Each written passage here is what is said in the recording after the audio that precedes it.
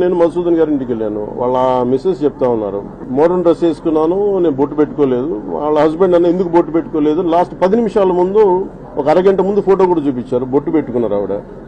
అంటుంది అన్న సార్ ఇప్పుడు నేను బొట్టు పెట్టుకున్నాను, నేను ఎక్కడని నేను కాదని చెప్పను. వాళ్ళు అడిగేది నువ్వు ముస్లిమా కాదా, ఇట్స్ అ ఫ్యాక్ట్ కదా. దాన్ని మనం తప్పు అనుకోవడానికి మనం ఏం లేదు దాన్ని, ఎందుకంటే అదొక ఫ్యాక్ట్ జరిగింది దాన్ని. అంతేగాని దీన్ని వైట్ వాషింగ్ చేయకండి. ఇంకా బేసిక్ గా they have targeted Hindus, that is very evident and that's very clear.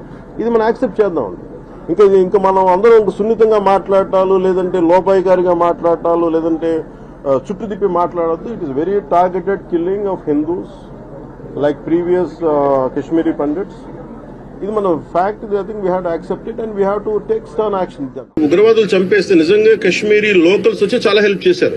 People were wounded and really took them. అంటే వాళ్ళందరినీ తీసుకెళ్లి జాగ్రత్త పరిచారు. Even Kashmiri local and there are Muslims again. ఉగ్రవాదులు అనేవాళ్ళు ఖచ్చితంగా వాళ్ళు ఇస్లాం పాటిస్తున్న వాళ్ళు, అది వాస్తవం. కానీ ఉగ్రవాదం వేరు, అలాగే శాంతిపూర్వకంగా శాంతి భద్రతలను కోరుకునే ముస్లిం సమాజం వేరే. ఆ స్పష్టత మా అందరికీ ఉంది. చాలా మంది సెక్యులర్ వాదులు కూడా ఇలాంటి సమయంలో చాలా ఎక్కువ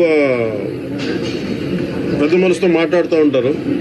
బోర్డర్లెస్ కంట్రీస్ ఉండాలి, లేదంటే బోర్డర్ ఫ్రీ ఉండాలి అంటే మీరు ఒకటే ఆలోచించకుండా ముందు మీ ఇళ్లని తాళాలు లేకుండా మీ ముందు మీ నేబర్స్ కూడా నమ్మకంతో మీరు వదిలేసేయండి ఫస్ట్ మీ ఇళ్లని.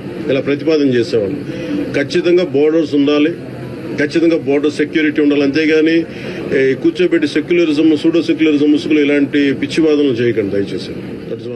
నేను కోరుకుంటుంది, నా అప్పీల్ కూడా ఏంటంటే ఇక్కడ జాతీయ సమగ్రత, జాతీయ పరిరక్షణ దగ్గరికి వచ్చినప్పటికి మటుకు ఒక అందరికీ కూడా అన్కాంప్రమైజింగ్ కమిట్మెంట్ అయితే ఉండాలి. ఇర్రెస్పెక్టివ్ మీరు ముస్లిం అవ్వండి, హిందూ అవ్వండి, క్రిస్టియన్ అవ్వండి, సిక్ అవ్వండి, Jain, no matter who ever, మీరు తమిళ్ అవ్వండి, తెలుగు అవ్వండి, కన్నడ, ఏ భాష అయినా కావచ్చు. కానీ when it comes to Indian sovereignty, Indian integrity, I think we should speak in one voice. That's what people targeting based on religion. It's a very clear-cut target killing. When such kind of activities, such kind of atrocities happen, everyone will try to mince their words.